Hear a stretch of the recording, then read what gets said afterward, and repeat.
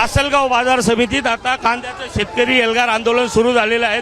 आपल्या बोलण्यासाठी रोहित पवार आहेत। दादा काय सांगाल आजचं हे आंदोलन कशासाठी? एक तर शेतकऱ्याला विनंती केली होती, शेतकऱ्याला मोठ्या प्रमाणात अडचण येते।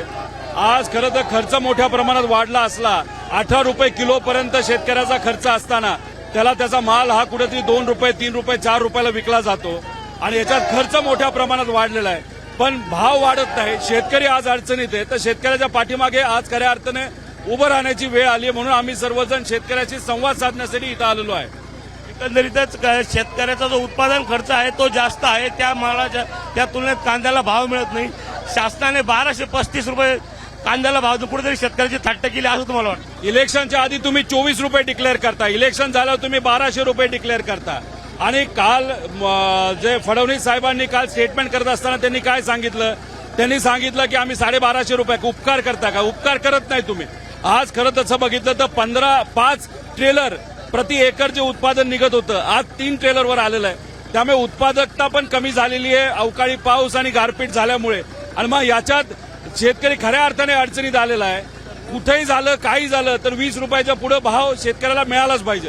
आशा पटेलांची एक कमिटी नेमण्यात आली होती कांद्याच्या याच्यावर, 2 महिन्यात तो अहवाल दिला जाणार होता, तो पण आलेला काय? पाशा पटेल फक्त नवीन गॉगल घालतात, चष्मे घालतात, नवीन कपडे घालतात। ते खरंच शेतकऱ्याची अडचण समजून घेणारा नेता असता तर 2 महिने आधी काहीतरी डिक्लेअर केलं असतं की अशी आजची परिस्थिती आहे। उत्पादन आता सुरू झालं, शेतकरी मार्केटमध्ये माल आणायला लागला तरी अजून रिपोर्ट येत नसेल तर हे लोक झोपलेत असं म्हणावं लागेल। कांदा आंदोलनामध्ये आजच्या नेमकी आपल्या काय मागण्या असणार आहे किंवा काय? एक तरी शेतकऱ्याला कमीत कमी 22 ते 24 रुपये रेट हा मिळालाच पाहिजे। त्याच्याचबरोबर नाफेड जी खरेदी करतं ते उगाच बाहेर खरेदी करण्यापेक्षा मार्केट कमिटीमध्ये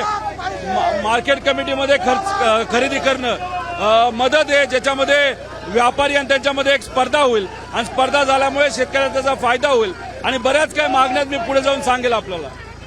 शेतकऱ्यांना जो आहे तो साधारण 24 रुपये बाजारभाव मिळाला पाहिजे, त्याचबरोबर नाफेडची खरेदी जी आहे ती बाजार समितीमध्ये झाली पाहिजे, त्याच्यामुळे बाजारात निर्माण होऊन शेतकऱ्याच्या कांद्याला चांगला भाव मिळेल। एबीपी माझा, उघडा डोळे बघा नीट।